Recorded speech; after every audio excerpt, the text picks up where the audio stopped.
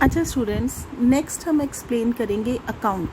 बच्चे, अकाउंटिंग में ऑब्वियसली जैसे नाम से ही पता लग रहा है, अकाउंट एक बहुत इम्पॉर्टेंट चीज़ है जिसके मीनिंग के बारे में आपको श्योर होना और उसको क्या करना, क्या किस तरह से हम उसको लिखते हैं, किस तरह कहाँ कहाँ यूज़ होता है, वो सारा आपको आना चाहिए। ठीक है, सबसे पहले अकाउंट होता क्या है? Date wise summary of all transactions relating to a person, a property, a gain और लॉस एटसेट्रा। मतलब कि जब हम, जैसे एक पर्सन है, हमने उस पर्सन से क्या क्या लिया, क्या कब लिया, कितना हमने उसको देना है, कितना या उससे लेना है, वो कैसे पता लगेगा? जब हम उस पर्सन का अकाउंट बनाएंगे। इसी तरह प्रॉपर्टी है कि जब हमने परचेज़ की थी उस प्रॉपर्टी की वैल्यू कितनी थी, उस पर कितनी उसकी वैल्यू डिक्रीज़ हुई है या इंक्रीज़ हुई है, वो वैल्यू क्या है, या किसी गेन और लॉस का। ठीक है, इन सब का जब हम अकाउंट बनाते हैं ना, तो उसको डेटा वाइज समरी बनाते हैं, तो उसको बोलते हैं अकाउंट। डेफिनेशन में देखो, the account is a record in an accounting system that tracks the financial activities of a specific asset, liability, equity, revenue और एक्सपेंस। कि अकाउंट क्या है? Record in an accounting system, जो हमें बताता है किसी भी फाइनेंशियल एक्टिविटी, जैसे किसी पर्टिकुलर एसेट के बारे में, फर्नीचर का अकाउंट बना रही है, लाइबिलिटी किसी क्रेडिटर का बना रहे हैं या लोन लिया उसका अकाउंट बना रही है, इक्विटी का बना रहे हैं, ओनर का कैपिटल का अकाउंट बना रहे हैं, रेवेन्यू का जैसे हमें कहीं से कमीशन आ रही है, एक्सपेंस हम किसी को सैलरी पे कर रहे हैं, रेंट पे कर रहे हैं, उनके अकाउंट्स। ठीक है, दीज रिकॉर्ड्स इंक्रीज और decrease as the business events occur throughout the accounting year. ये अगर रिकॉर्ड्स जो हैं, कभी ये इंक्रीज शो करते हैं, कभी डिक्रीज शो करते हैं, जैसे जैसे कोई भी बिजनेस इवेंट्स जो हैं throughout the accounting period occur होते हैं। अब अकाउंट्स बेसिकली हमारे दो टाइप्स के होते हैं, personal accounts and impersonal accounts. Personal accounts जैसे जो पर्सन्स को रिप्रेजेंट करते हैं, ठीक है, जैसे मिस्टर राम का अकाउंट, किसी कंपनी का अकाउंट, उन अकाउंट्स को हम बोलते हैं पर्सनल अकाउंट्स। ठीक है ना, आप जो ट्रांजैक्शंस करते हो, आप किसी पर्सन के साथ करते हो ना, तो ये उनके होते हैं पर्सनल अकाउंट्स। अब जैसे इसमें नेचुरल पर्सनल अकाउंट होता है पहले, जैसे फॉर एग्जांपल मिस्टर राम का अकाउंट, मिसेस नेहा का अकाउंट। ठीक है, अब ये लोग क्या हैं, एक पर्सन है, तो उनके जो अकाउंट्स है, नेचुरल पर्सन है ना, natural human beings, personal accounts के अंदर आएंगे। अब आर्टिफिशियल पर्सनल अकाउंट्स क्या है? वो उन चीज़ों के account which exist in the eyes of law. ठीक है, जो लॉ की नज़रों में एग्जिस्ट करते हैं, जैसे जो कंपनीज हैं वो लॉ की नज़रों में एग्जिस्ट करते हैं ना, वो एक नेचुरल ह्यूमन बीइंग नहीं है। Reliance and company is not a natural human being, उसको लॉ ने बनाया है, लॉ ने क्रिएट किया है, तो वो उसकी एग्जिस्टेंस भी लॉ की आइज में है, तो उसको हम बोलते हैं आर्टिफिशियल पर्सनल अकाउंट। फिर आते हैं रिप्रेजेंटेटिव पर्सनल अकाउंट, जो पर्सन्स को रिप्रेजेंट करते हैं। जैसे इसके लिए सबसे इम्पॉर्टेंट एग्जांपल, जैसे आप लो एक सैलरी, आपने मार्च की सैलरी आप अप्रैल में पे करते हो। ठीक है, अब जब हम कलेक्टिव उन सब की, मतलब अलग अलग बताने की बजाय कि हाँ हमने मिस्टर ए के इतने देने हैं, मिस्टर बी के इतने देने हैं, जब हम उनकी सारी मार्च की सैलरी एक अकाउंट के अंदर डाल देते हैं, ठीक है, जो उन पर्सन्स को रिप्रेजेंट करती है जिनकी सैलरी ड्यू है, ठीक है, तो उसको हम बोलते हैं रिप्रेजेंटेटिव पर्सनल अकाउंट्स। ठीक है, इसमें होता है कि जैसे आउटस्टैंडिंग सैलरी, ठीक है, आपकी सैलरी ड्यू है, इसका मतलब क्या है आउटस्टैंडिंग का? ड्यू बट नॉट पेड, कि मार्च की सैलरी ड्यू तो मार्च में ही होगी है, लेकिन पे वो जाके अप्रैल में होगी ना, तो मार्च के एंड में अब सैलरी जो मार्च की है वो मार्च में मंथ में डालने ना, हमने क्या करनी है, सब पर्सन्स की, जितनी हमारी ऑर्गेनाइजेशन में लोग हैं, उन सब की सैलरी इकट्ठी करके जितनी बनी उसको आउटस्टैंडिंग सैलरी अकाउंट में डाल देंगे, जो कि रिप्रेजेंट करेगी उन सारे पर्सन्स को जिनकी हमें सैलरी देनी है। क्लियर हो गया? इसी तरह प्रीपेड होती है paid in advance.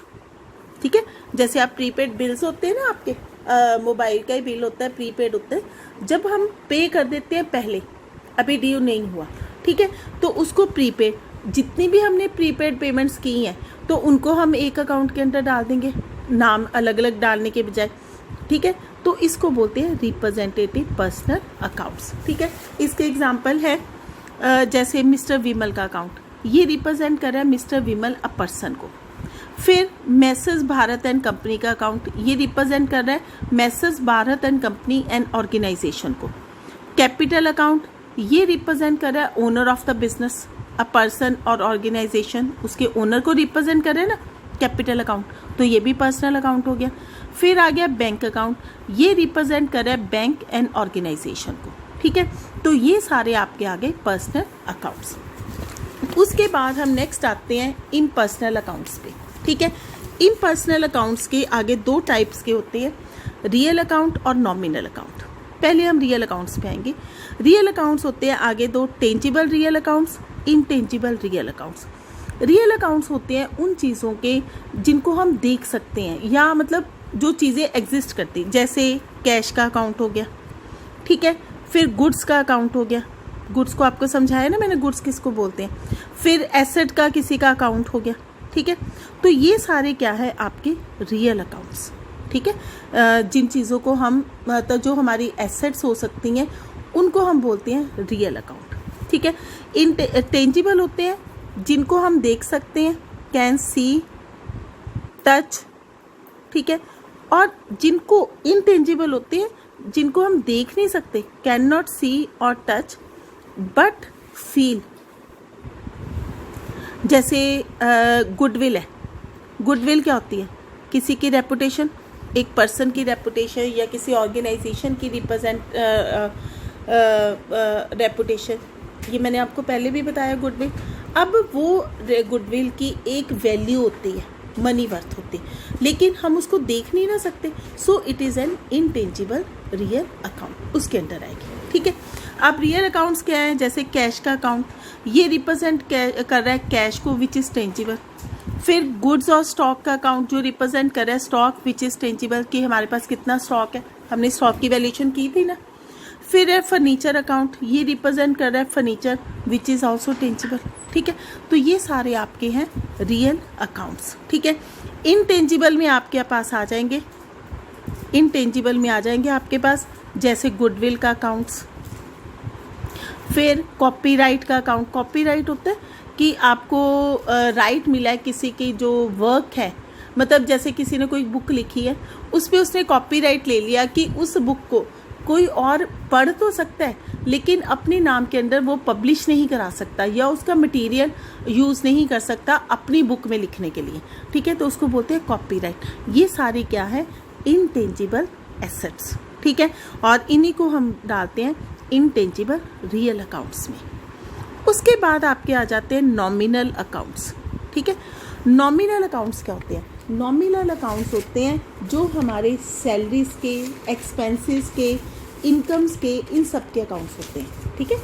Nominal accounts होते हैं हमारे जैसे एक्सपेंसेस, लॉसेस, इनकम्स, गेन के अकाउंट्स, ठीक है। तो एक्सपेंसेस होते हैं जैसे हमने मिस्टर ए को अपॉइंट किया, ठीक है। अब उसको हमने सैलरी पे करनी है, तो सैलरी हमारे लिए क्या हो गया, एक्सपेंस। तो उसको जब हम सैलरी पे करेंगे और उस सैलरी को जिस अकाउंट के अंदर रिकॉर्ड करेंगे that will be nominal account, ठीक है। लॉस, जैसे सपोज फायर लग गई, लॉस बाय फायर हो गया, ठीक है। तो आग लग गई तो उसमें कुछ नुकसान हो गया हमारा, ठीक है। तो उसको हम किस में डालेंगे, वो भी एक नॉमिनल अकाउंट है। फिर उसके बाद हो गया जैसे इनकम। इनकम क्या होती है, हमने किसी का काम किया उसके बदले में हमें कमीशन मिली, ठीक है। तो कमीशन क्या है, नॉमिनल अकाउंट, इनकम होगी ना हमारी। इसी तरह गेन है, हमें कहीं से कोई कॉम्पनसेशन रिसीव हुई, ठीक है, तो उसको गेन। तो जब इन सब के अकाउंट्स बनाते हैं they all come under nominal accounts. इन सब की इंफॉर्मेशन बच्चे आपके लिए बहुत इंपॉर्टेंट है, तो आप लोगों ने इसको ध्यान से करना है कि अकाउंट्स क्या है और what are the different types of accounts, क्योंकि इसके ऊपर ही आपकी सारी अकाउंटेंसी जो है वो डिपेंड करती है।